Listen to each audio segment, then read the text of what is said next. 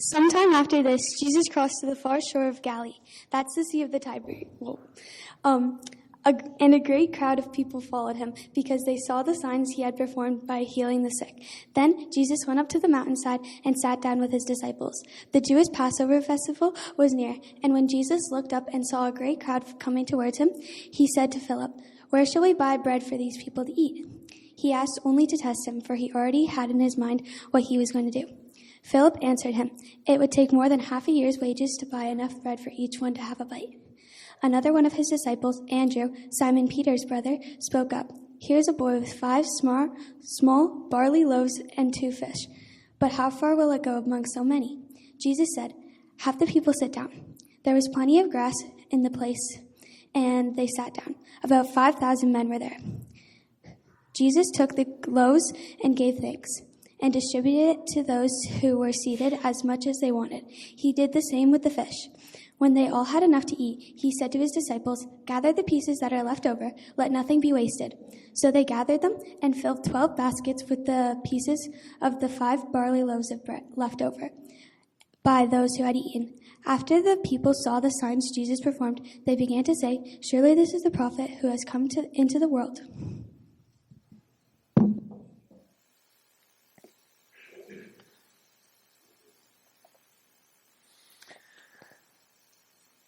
Good morning. Would you describe yourself as a generous person? I hope I'm becoming a generous person as the years go by, but if you were one of my siblings, generosity is not likely the first word you would use to describe me as I was growing up. I loved Halloween because I could go around the neighborhood and collect all kinds of free candy. And when I got home, I'd sort it out and I'd hide it away so that my sisters couldn't find it. And then when no one was looking, I'd sneak another candy out of that stash. And I could make that stockpile last almost until the next Halloween. The last thing on my mind was sharing it with someone else. But of course, as time went on, the candy became less and less edible. I probably would have gotten much more joy and enjoyment from sharing it with others at the beginning, but at the time, I thought that my best strategy was to protect it. Now, we've stepped back a few chapters in our study of John this week because we want our lesson this morning to connect with what Kevin will be sharing later this morning after the service around generosity and creative ways of giving. In today's reading, Jesus models a very different approach to life than the one I was displaying when I was growing up as a kid. He lived generously. He modeled generosity. This passage invites those of us who follow Jesus to live generously with our time, with our talents, and with our material wealth. If we hold tightly to the resources that God has given us, we will not experience the abundant life of joy and divine provision that Jesus promised to us. In fact, quite the opposite. The Apostle Paul warned us in 1 Corinthians 11 that the reason many people were weak, the reason that many people were sick and even dying, was essentially because of their selfishness. They weren't sharing what they had with the have-nots. And one of our core values, as Libby has said this morning, is generosity. We talk about it. We practice it. We need to understand why it's important. And there are several characters in the story that we read today, and each of them, I think, sheds some light on living generously. The main character, of course, is Jesus, who is first of all generous with his time. To appreciate this, we have to put the story into context. The passage begins by saying, or rather, it has this vague reference to time. Sometime after this is how the story begins. And it makes you wonder, well, sometime after what? And if you go back to chapter 5, we see that Jesus has been in this altercation with religious leaders about his identity and his authority. But if you look at the other Gospels, and this story is recorded in all 4 Gospels, it's that significant, you recognize that there's some other things going on as well. Jesus' cousin, John the Baptizer, his forerunner, has just recently been beheaded. His disciples have just come back from their first mission, full of stories and likely exhausted. They need to get away. They need to grieve. They need to debrief. They need to rest. And so they head off to the far shore of the Sea of Galilee and climb partway up a mountain. And maybe there they can get some peace and quiet. Now, they haven't been there very long when Jesus looks up and he sees this crowd coming toward them. Now, what would you do? The 10-year-old version of me may have said, well, let's go further up the mountain and hope that they don't follow us. Or perhaps if I had been more bold, I would have stood up and said, hey, folks, we need some me time. Why don't you come back in a couple of days? What does Jesus do? Jesus actually takes the initiative to serve them. The crowd hasn't even asked for anything yet in this telling of the story. And Jesus says to Philip, where will we find food to feed all these people? And then he says, I think Jesus says this to Philip with maybe a twinkle in his eye. He's just testing Philip because he already has in mind what he's going to do. He's not begrudging this moment. He's actually looking forward to it. This infringement on his time, he's enjoying it. This is the Son of God who is for us. He's for all of us. He's for this crowd that had so many needs. And joy comes for him in serving the needs of others. He's generous with his time. What would Jesus have to say to me and to you about the way we allocate one of the most valuable commodities that we have, our time? Is it overguarded? Or is it open to interruption? Now, note that at the end of this story, when the crowd is pressing in on him and wanting to make him king, he actually does get away by himself further up the mountain. So there are times when it's legitimate to be alone and protect yourself, but maybe not all the time.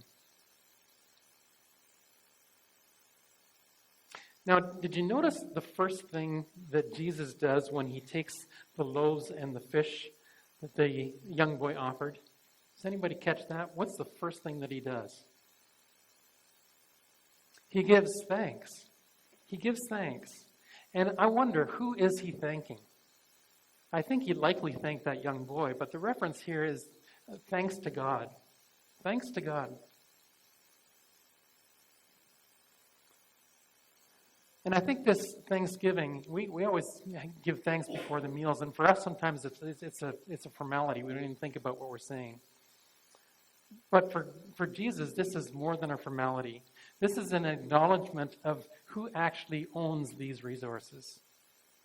We read in Deuteronomy 10:14, to the Lord your God belong the heavens, even the highest heavens, the earth, and everything in it. Everything that we have belongs to God. The Apostle Paul says in 1 Corinthians chapter 4, verse 7, what do you have that you did not receive? If then you received it, why do you boast at all as if you did not receive it? So generosity begins with understanding who owns the resources. We're not owners. We're actually stewards. We've been put in charge of allocating the resources that God has given to us. But many of us have a serious mind problem, don't we? This house is mine. This truck is mine. This instrument is mine. These children are mine. This money is mine. We desire to own stuff. But the more we hold on to it, the more it holds on to us. We can't be stewards of God's resources if we want to own God's resources. That's covetousness, wanting what belongs to someone else. Or even worse, idolatry, looking for satisfaction, looking for purpose in something other than God. And when we look for satisfaction or purpose in something other than God, it leaves us empty because none of the material things that we desire actually satisfy those deep needs that we have. Howard Hughes, one of the richest men of his generation, was asked one time, how much is enough? And his response, just a little bit more. Just a little bit more. And however much he had, he would always have that answer, just a little bit more, because our material wealth doesn't satisfy. Financial stewardship is not about giving away our money. It's about faithfully allocating God's resources in God's ways, in ways that please God. If we're stewards, then God's priorities should become our priorities. So living generously begins by recognizing that we are stewards, not owners. And then notice what happens after Jesus has given thanks, after acknowledging who actually owns the resources. He distributed to those who were seated as much as they wanted. Now, I don't know if I actually noticed this last part of that verse until I was studying it this week. He gave people as much as they wanted. He wasn't doling out the bread in small portions just to make sure that there was enough to go around. He gave the people all they wanted. He made more than they needed. There was plenty of leftover at the end of this picnic. This is generosity. When Jesus gives to us, God is not stingy. God is for us, and this is demonstrated here by his great generosity. This is something that we can certainly be grateful for as we take stock of all the things that we have that are actually a blessing from God. But this is also something for us to imitate. When we're generous toward others, we're giving people a glimpse of what Jesus is like. Jesus was generous. Now, what about those leftovers? Jesus was generous, but he wasn't wasteful. Gather the pieces that are left over. Let nothing be wasted. Now, we don't actually know what the disciples did with those 12 extra baskets. I imagine maybe he gave them to some poor folks. It's hard to say, but I'm sure that they weren't wasted. Stewarding God's resources means that as little as possible is wasted. And this is a good reminder for us here in Canada, where statistics indicate that 46% of all the food produced for the country is wasted. And about 42% of that waste is considered avoidable waste. Fast fashion research estimates that more than half of fast fashion items that are produced are disposed of in less than a year. About 87% of total fiber input for clothing ends up in landfill or it's incinerated. It's not recycled. It's a lot of waste. Now, our Clothed in Love program that Melanie Nye oversees, and thank you, Melanie, for doing that, is a great way to give your gently used clothing a second life. Somebody else in the community could use that for a while. And maybe rather than buying your next new outfit, you might find your next outfit at our Clothed in Love event, and it's coming up in May, right? And Melanie could use some help with that. Actually, I think this shirt probably came from Clothed in Love. So thank you, Clothed in Love. Thank you, Melanie.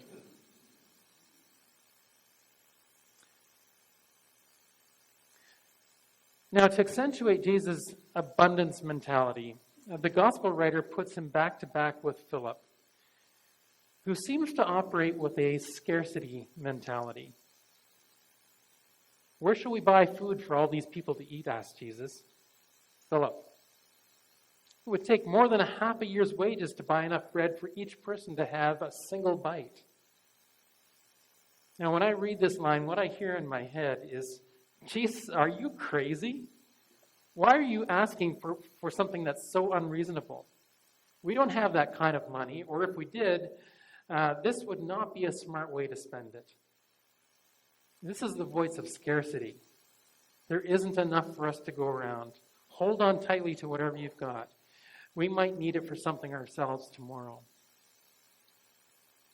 Now, what if Philip's voice had won the day?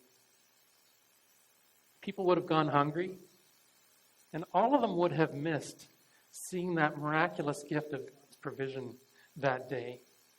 As it was, this was a spectacular event. We're still talking about it today, to this very day.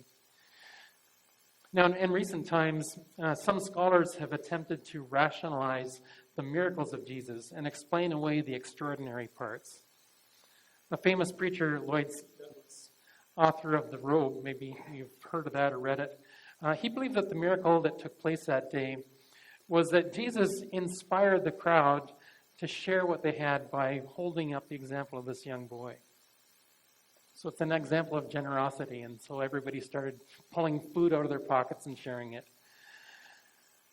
But that explanation doesn't account for the reaction of the crowd, who were amazed at what Jesus had done. They called him the prophet, and they were ready to make him king.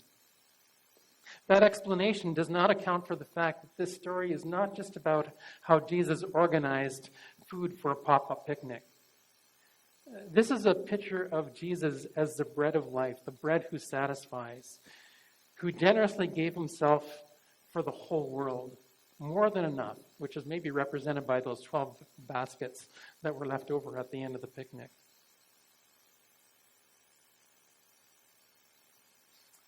I have to admit that around this time last year, in my lowest moments, I was a bit like Philip. What, we're going to Kenya and Salvador in the same year? And we need to raise how much? Like north of $200,000? We can't even meet our operating budget. Where are we going to find that much money in 6 short months? Well, I'm glad I kept that voice to myself. And I repent of having such little faith. When we operate from a scarcity mentality, we rob others of the resources that God wants us to share, and we miss the opportunity, the sheer joy of participating in his multiplication of our meager gifts.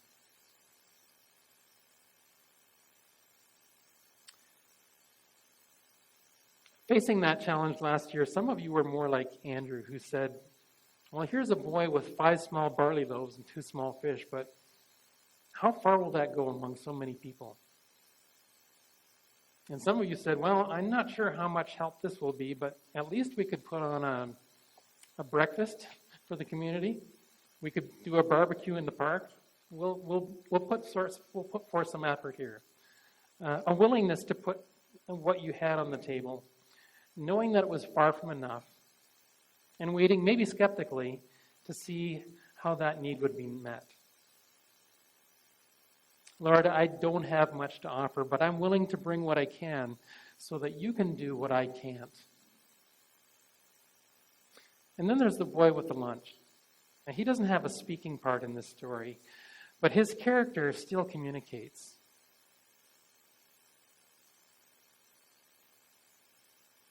Knowing something about what Jesus was like, I doubt very much that Jesus or the disciples yanked the lunch from this boy's left hands and left him crying on the grass. I can't imagine that that's what happened.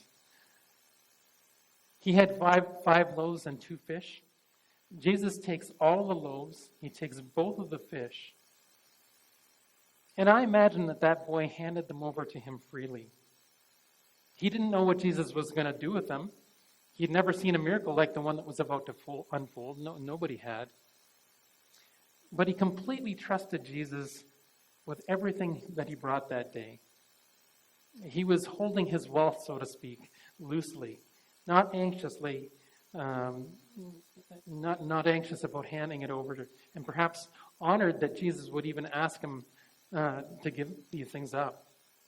Perhaps excited to see what God was going to do with them. John, I think you were like that last year around this time, not anxious, not worried about where the money was going to come. Libby, you were like that. Nothing to worry about here. God will provide. Some of you were so eager to participate in what God was doing that you said, I'm going to give this much, even though you didn't have that much. You trusted God to give you that much so that you could direct the funds to the purchase of land for an orphanage in Kenya. Being generous is not about having the ability to make large donations. It's trusting God to take whatever the Spirit has prompted you to give and multiply it as only God can in order to meet the needs on God's heart. Now, the crowd that followed Jesus to the mountainside that day were interested in the gifts that Jesus could offer. Free food, maybe, healing, words of encouragement. But Jesus was offering something far greater than any of these gifts. The distribution of the bread that day was symbolic of his offering of himself. Later in this chapter, which we didn't read, Jesus says, "I am the bread of life, the living bread that came down from heaven. The one who feeds on me will live because of me. In fact, they will live forever." It's easy for us to fixate on all the things that Jesus can do for us and lose sight of the greater gift of the life of Christ in us. We seek the gifts instead of the giver of the gifts. But if we allow the life of Christ to shape in us, if we're feeding on Christ, we'll become more like Jesus. We will become more generous with the things that God has placed in our hands because we will understand, as Jesus did, that we are stewards. We're not the owners. We get to participate in sharing what God owns with the people who need it the most. And because God is for us, God will not leave us deprived of anything that we really need. Perhaps to gauge your own response to God's invitation to live generously today, we could take the characters in this story as a bit of a barometer for ourselves. Which one of these do you most closely identify with? Is it Philip? "God, you're asking too much. The situation is hopeless. What I have will never make a dent in the needs of the world. It's too small. It's not good enough. And besides, I might need it myself tomorrow. What's the point in giving it away?" Maybe some of us identify with Philip. And your next step might be this. Begin each day this week by reminding yourself, I'm a steward, not an owner. It'd be good practice.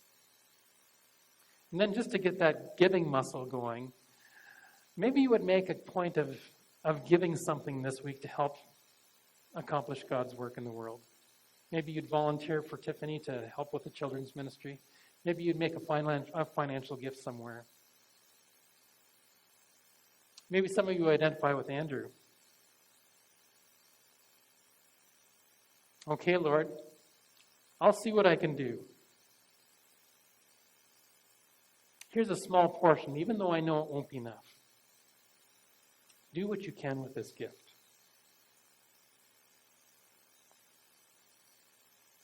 Your next step might be this. Begin each day this week by reminding yourself, I'm a steward and not an owner. And then maybe you practice tithing, at least through the remainder of Lent. Now, tithing is the practice of giving 10% of your income to the Lord's work. And if you find you're not left short at the end of by Easter time, maybe that's a practice that you would continue if you haven't been in the habit of doing that. Learning to make use of the gifts that God has given us for his honor and glory. Or maybe some of you are more like that small child with the lunch. Take it all, Jesus. I trust you with it. I can't wait to see what you're going to do with it. You're a person who holds your possessions loosely. You tithe regularly. You're generous with your time and with your assets. And your next step might be this. Begin each day this week by reminding yourself, I am a steward, not an owner. And then make it a point to give something this week that would help to accomplish God's purposes in the world. What else do you want me to do, God?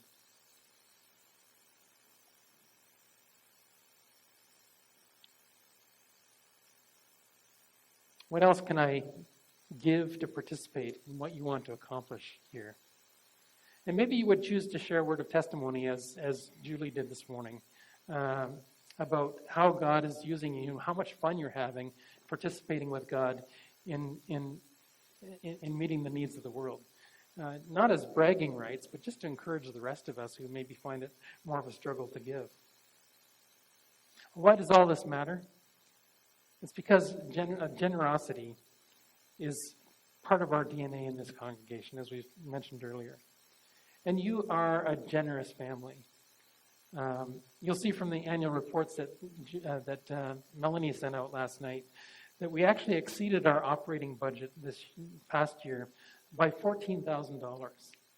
Now, that's the first time in several years that we haven't run a deficit. So I don't come as the vice principal this morning warning you that you better give or you better be generous or else. I come as a cheerleader saying, well, way to go. Keep going. Let's lean into this. We serve a God who is for us, but we won't fully understand or appreciate what God wants to do in us and through us as long as we are for ourselves. Let's remember that we're stewards and not owners. And God calls us to live generously with what he has put under our care. God can take a very small offering and multiply it into something much greater than we could ever manufacture on our own. And this is illustrated in the life of Mother Teresa, who went to serve the slum dwellers of Calcutta with 20 cents in her pocket. 20 cents. And when she died 49 years later, God had turned that 20 cents into 80 schools, 300 mobile dispensaries, several leprosy clinics, 30 homes for the dying, 30 homes for abandoned children, and 40,000 volunteers from all over the world who were helping her in her cause. Now, Mother Teresa didn't live or die in luxury. She actually died in the slums where she worked for most of her life. But what joy she must have had knowing her part in playing the part that she had in this far-reaching ministry that had such an impact and continues to have such an impact. 2 weeks ago, our board of elders and directors met for a morning apart. And one of the things that we did was review our values and ask, how do we live these out? And I held up the generosity value. And this is how we state the generosity value. Believing that we serve a God of abundance, we seek to be generous with our time and talents, possessions and finances, so that every need that God brings to our attention is met. And then I said, let's dream about what it would look like at the end of the year if we actually leaned into these values. And there were some great suggestions put forward. And one of my favorites was this. At the end of the year, we will be asking, what else or who else can we bless out of the abundance that God has provided? Who else can we bless? We've got these resources. Who else can we bless with them? And I love this. To dream about who else we can bless is so much more life-giving than to fret about, well, how are we going to make ends meet? We didn't get quite enough for our budget. What do we have to cut? But who else can we give to? Such an exciting thing. So may it be so. I look forward to that day at the end of 2026. I want to close today with a prayer from the spiritual exercises of St. Ignatius. And this is a prayer that I pray often. It's called the Suscipe, which is a Latin word which means to receive. Take, Lord, and receive liberty, my memory, understanding, and my entire all I have and call my own. You have given all to me. To you, God, I return it. Everything is yours. Do with it what you will. Give me your love and your grace. That is enough for me. Amen.